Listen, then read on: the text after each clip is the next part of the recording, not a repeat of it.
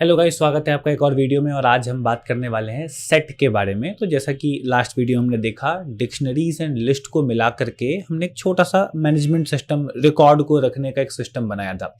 अब उसमें मैंने आपको दो तीन चीज़ें एक्स्ट्रा सलाह भी दी थी कि देखिए, डेटा स्ट्रक्चर्स को जब हम पढ़ रहे हैं तो पहली बात तो एक तो देखिए, आगे आप जाएंगे तो डीएसए मिलेगा। ये मैंने लास्ट वीडियो में भी कहा था, डेटा स्ट्रक्चर्स एल्गोरिदम, वो नेक्स्ट लेवल डेटा स्ट्रक्चर्स होते हैं। पाइथन में या किसी भी प्रोग्रामिंग लैंग्वेज में जब आप उसका कोर पढ़ते हैं तो बेसिक डेटा स्ट्रक्चर्स भी आते हैं। अब पाइथन में थोड़े आम लैंग्वेजेस के मुकाबले ज़्यादा हैं। अब आप जावा पढ़ोगे तो वहाँ आपको एरे मिलता है या बहुत से बहुत थोड़ी मोड़ी और एरे लिस्ट जैसी चीज़ें मिल जाएंगी, वो भी फिर कलेक्शन फ्रेमवर्क का पार्ट है। पाइथन में आपको बेसिक में ही आपको डिक्शनरीज हमने पढ़ी, हमने अभी सेट आज पढ़ने वाले हैं हम, टपल हमने इससे पहले देखा हुआ है, लिस्ट हमने इससे पहले देखी हुई है। तो आपको बेसिक कोर पाइथन में ही तीन तीन चार चार अलग अलग डेटा स्ट्रक्चर्स मिल जाते हैं, जो कि आपको काफ़ी बेहतर तरीके से समझने में और ये रियलाइज करने में मदद करते हैं कि किसी भी सॉफ्टवेयर का डेटा कितने टाइप का हो सकता है, कितने तरीके से स्टोर कर सकते हैं उसको। अब लास्ट वीडियो में इसी चीज़ को एक तरीके से एक्सरेट करके कंटिन्यूटी में हमने ये चीज़ देखी थी कि किस तरीके से डिक्शनरीज और लिस्ट को मिला के रखा जा सकता है और उनके कॉम्बिनेशन से एक लिटरली रियल लाइफ का डेटा स्टोर कर सकते हैं। अब ऑब्वियसली जब हम डेटा को असल लाइफ में सॉफ्टवेयर में स्टोर करते हैं तो सिर्फ डिक्शनरीज और लिस्ट नहीं होती, उसमें और भी बहुत कुछ होता है। बट हाँ, एक आइडिया हमको मिल गया था। अब आज की वीडियो सेट पर होने वाली है, जिसके बारे में बहुत शुरुआती वीडियो हम बात कर चुके हैं कि उसमें यूनिक क्या होता है। तो सबसे पहली बात तो सेट में जो सबसे यूनिक चीज़ होती है वो यही है कि उसमें यूनिक एलिमेंट्स होते हैं। आइए शुरू करते हैं, देखते हैं कि भाई क्या टॉपिक है। तो सेट बनाने का तरीका देखिए, हम कंप्यूटर स्क्रीन पर आ गए हैं। बहुत सिंपल है, एक वेरिएबल मैं ले लेता हूँ। लेट्स से करली ब्रैकेट्स मैंने यहाँ पे लगा लिए। अब जरा ध्यान से समझेंगे कि करली ब्रैकेट्स लगाए जाते हैं डिक्शनरीज के लिए, लेकिन डिक्शनरीज में डेटा रखने का तरीका क्या होता है कि भाई आप प्रॉपर्टी बनाते हो फिर आप डेटा रखते हो, राइट।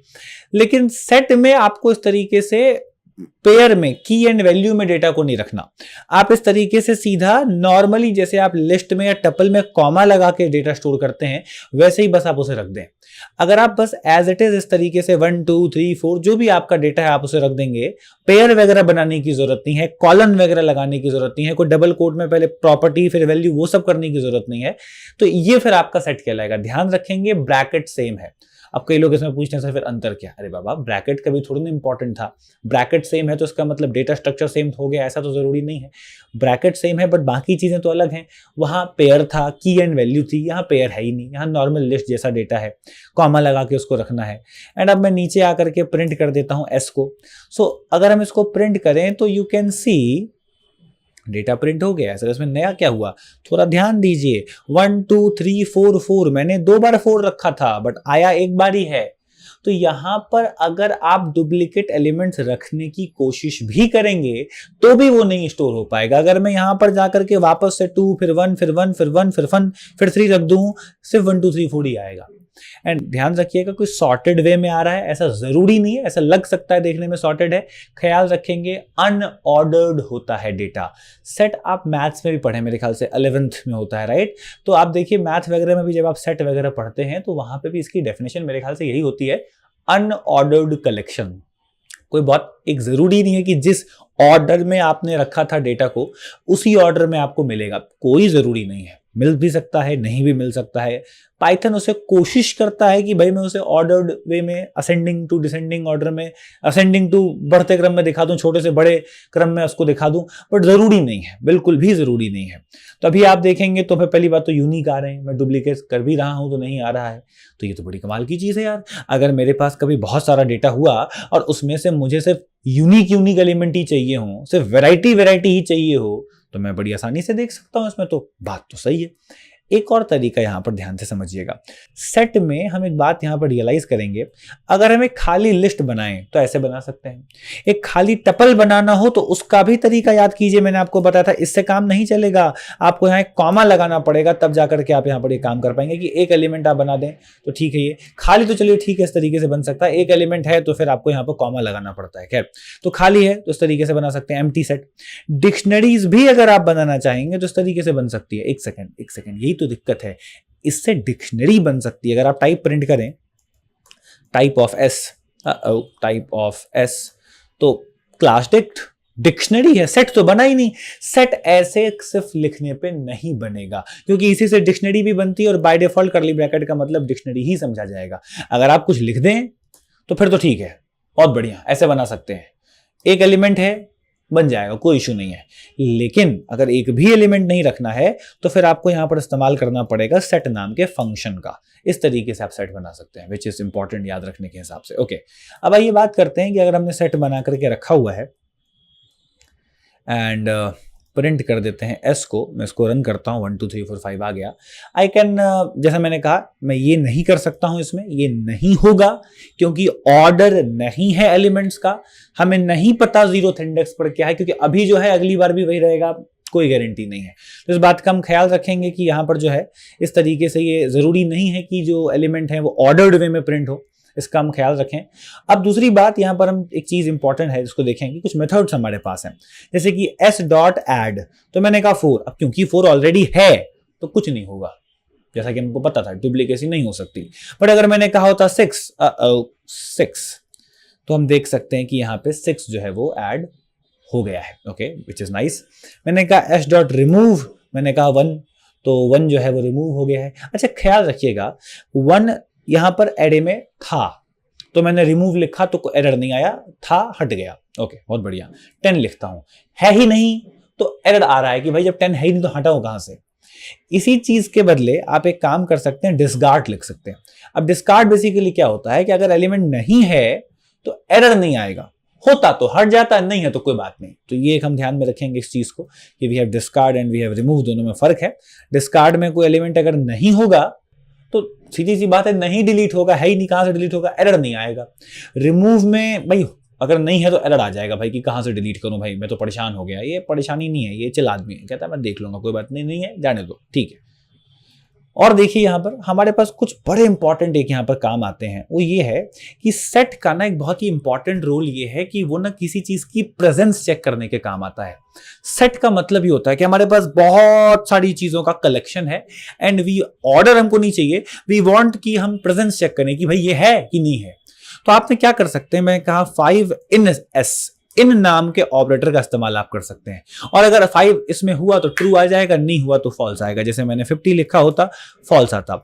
अब याद रखिएगा कि सेट में एक बहुत इंपॉर्टेंट चीज ये होती है कि उसमें किसी चीज को चेक करना, किसी चीज की प्रेजेंस चेक करना बहुत ही फास्ट होता है। सेट इसीलिए खास तौर पर इस्तेमाल किया जाता है। पहली बात तो डुप्लीकेसी नहीं है, और जो एलिमेंट्स हैं हमने एक बार रख दिया, अब हमको कभी बाद में चेक करना, यार ये आदमी का नाम है कि नहीं इसमें, जरा चेक करो, तो बहुत ही फास्ट तरीके से हम उसको चेक कर सकते हैं। बहुत ही स्पीड में ये हमको चेक करके बता देगा कि प्रेजेंस एग्जिस्ट करती है कि नहीं करती है, प्रेजेंस है कि नहीं है ना। ओके, दिस इज बहुत इंपॉर्टेंट, बहुत अच्छी चीज थी। अब हम आगे बढ़ते हैं।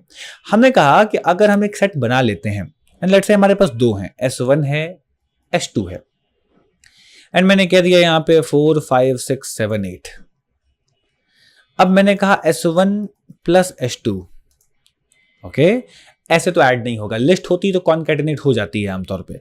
ये करने का तरीका है कि आप एक फंक्शन का इस्तेमाल करें जिसका नाम है यूनियन, जिसमें हम S2 को लिख देंगे, डिफरेंस पर बाद में आते हैं। तो S1 डॉट यूनियन S2, ऐसा करने पर आप देखेंगे 1 2 3 4 5 6 7 8 ये हमारे सामने यहां पर आ रहा है, विच सिंपली मीन्स कि दोनों सेट यहां पे कंबाइन होकर के एक नया सेट बन रहा है यहां पे। और क्योंकि 4 और 5 दोनों में ही है इसीलिए 4 5 एक ही बार आया। सीधी सी बात है, डुप्लीकेसी तो हो नहीं सकती थी। तो यूनियन का मतलब पहली बात तो हुआ कि 2 अलग अलग सेट्स को मिलाना, और अगर कुछ कॉमन है तो छोड़ देना। अब जैसे यहां पर अगेन एक 1 होता तो 1 2 3 4 5 6 और 8 आता, जैसा कि आप देख सकते हैं, बेसिक सी चीज है। तो यहां पर हम इस बात का ख्याल रखेंगे कि भाई दिक्कत नहीं है ज्यादा। Okay, done. अब देखिए दूसरी एक चीज मैं आपको बताऊं, डिफरेंस हमारे पास है S1 डॉट डिफरेंस S2। तो S1 डॉट डिफरेंस S2, इसका क्या मतलब हुआ कि S1 में ऐसा क्या है जो S2 में नहीं है। नहीं, S1 में बहुत कुछ ऐसा है जो S2 में नहीं है। अगर आप ध्यान से देखेंगे तो 7 8 नहीं है S1 में, लेकिन हम उसकी बात नहीं कर रहे हैं। हम बात कर रहे हैं कि S1 के स्पेसिफिकली S1 के अंदर ऐसी क्या क्या चीजें हैं। S1 और S2 को कंपेयर करने पे पता चला कि S1 में जो जो एलिमेंट्स थे क्या वो सारे S2 में है? नहीं, S1 में तो 1 2 3 4 5 है। 4 और 5 S2 में है, 1 2 3 S1 में है, S2 में नहीं है, S1 में है, S2 में नहीं है। इसीलिए S1 डिफरेंस S2 लिखने पे S1 में था, S2 में नहीं था, S1 में अलग है वो, S1 में डिफरेंट है वो, इसलिए वो आ गया। यही काम मैं करता S2 डिफरेंस S1, तो यहाँ पर मेरे सामने मुझे दिखता 867। आई होप सो ये ज्यादा आपको कॉम्प्लिकेटेड नहीं लग रहा हो, क्योंकि ये सब 11-12 में भी हम पढ़ते हैं, बेसिक मैथ्स है। और अगर आपका मैथ्स का बैकग्राउंड नहीं भी है तो आई डोंट थिंक सो कि इसमें कोई बहुत ऐसा मैथमेटिकल काम है कि हमको ट्रिग्नोमेट्री कर रहे हो। थोड़ा सा देखेंगे, प्रैक्टिस करेंगे, खुद से प्रैक्टिकल करके देखेंगे, चीजें सेंस बनने लगेंगी। कॉन्सेप्ट है और कुछ भी नहीं है, बहुत सिंपल सी चीज है। S2 में ऐसा क्या है जो S1 में नहीं है? S2 में 4 5 है, S1 में है? हाँ। S2 में 6 7 8 है, S1 में है? नहीं, तो वो आ गया। और ध्यान से देखिए, ऑर्डर्ड नहीं आया है, जैसा मैं आपको कह भी रहा था, वो जरूरी नहीं है। देन ओके, तो S2 डिफरेंस S1 ये हमारे पास यहां पर इस तरीके से आ जाता है। अब अगर हम देखें S1 dot symmetric difference S2, बड़ा फैंसी नाम है भाई साहब, तो आपको वो सारे एलिमेंट्स मिल जाएंगे जो अनकॉमन है। S1 में क्या क्या है जो S2 में नहीं है, S2 में क्या क्या है जो S1 में नहीं है। तो 1 2 3 6 7 8, ये देखिए आप। Oh that was nice. थोड़ा सा मैं यहाँ ट्रिक एक आपको दिखाना चाहता हूँ, वैसे तो बेसिक है, आई डोंट थिंक सो कि बहुत टफ है, बट फिर भी एक बार मैंने कहा S1 डॉट डिफरेंस S2, तो 1 2 3 आ रहा है, बहुत बढ़िया। मैंने कहा S2 डॉट डिफरेंस S1 8 6 7 आ रहा है। अगेन ये दो अलग अलग सेट हैं, हाँ दो अलग अलग सेट हैं। S1 में क्या था S2 में नहीं है, S2 में क्या था S1 में नहीं है। आई होप सो मैं कॉम्प्लिकेट नहीं कर रहा हूँ, क्यों ना एक काम किया जाए, ये दोनों सेट को मिला देते हैं। तो S1 dot difference S2 dot union, ओ हम ऐसा कर सकते हैं, हम बिल्कुल ऐसा कर सकते हैं। और यूनियन में मैं उसको पेस्ट कर देता हूं। सी, ये वही आया ना जो सिमेट्रिक डिफरेंस पर था, S1 dot difference S2 union S2 dot difference S1। थोड़ा कॉम्प्लिकेटेड लग रहा है सुनने में। S1 में क्या है जो S2 में नहीं है, ये ले लो। S2 में क्या है जो S1 में नहीं है, ये ले लो। दोनों में एक दूसरे का अनकॉमन डेटा लेके मिला दो, तो वही आएगा। जो काम बहुत ही सिंपली एक लाइन में हो गया था, जिस तरीके से हमने लंबा सा लिख दिया है कि भाई print S1 dot symmetric difference and S2, here we go. ओह क्या दिक्कत है, S1 का S कैपिटल लिख दिया इजीली। अब सिमेट्रिक डिफरेंस के अलावा आप यहां पर इंटरसेक्शन भी लिख सकते हैं कि भाई चलो डिफरेंस बहुत देख लिया, कॉमन क्या है वो बता दो। तो 4 और 5 कॉमन है साहब, बहुत इजीली हमारे पास ये आ गया। तो we have symmetric difference, we have intersection, इसके अलावा हमने देखा नॉर्मल डिफरेंस, और ये एक बहुत इंपॉर्टेंट है, और यूनियन, सीधी सी बात है। तो यूनियन है, इंटरसेक्शन है, डिफरेंस है, सिमेट्रिक डिफरेंस है। ये 3-4 बहुत ही इंपॉर्टेंट एंड बेसिक मेथड्स आपके पास यहाँ पर निकल करके आते हैं। एंड अगेन जो फंडामेंटल मेथड्स है, जैसे कि लेंथ ऑफ S1 वगैरह आप करें, तो प्रिंट लेंथ ऑफ S1 अगर आप देखेंगे तो वो सब चीजें हम यहाँ पे कर सकते हैं। अगेन हम लूप वगैरह यहाँ पे लगा सकते हैं कि for i in S1 print हम i को कर दें, तो वो एक एक करके प्रिंट हो जाएगा। बट ख्याल रखिएगा इंडेक्स नहीं आने वाली है, इस बात का हम ख्याल रखें। तो ये हमारे पास एक चीज है। सेट के साथ एक और अच्छा काम हम ये कर सकते हैं गाइस, अगर हम एक चीज करें, लेट्स से हमारे पास एक लिस्ट है। अब इस लिस्ट में से ना हमें डुप्लीकेट एलिमेंट्स हटाने हैं, एकदम ओके। तो वैसे तो इसका बड़ा लंबा चौड़ा लूप का एक लॉजिक होता है, बट एक सिंपल काम हम ये कर सकते हैं, L is equal to set बना दो L का, ओके। तो मैं L को प्रिंट करता हूं, मतलब मैंने कहा सेट में कन्वर्ट कर दो इस लिस्ट को और L में ही रख दो। हमने रन किया, here we go। बट यार सर वो तो सेट बन गया, लिस्ट होता तो अच्छा था ना, इंडेक्स वगैरह रह जाती है ना, और लूप वगैरह भी आसानी से लगा सकते थे, अपेंड वगैरह रहता। अब सेट बन गया, कोई मेथड ही नहीं काम करेगा, तो क्या दिक्कत है, उसको वापस से लिस्ट बना देते हैं।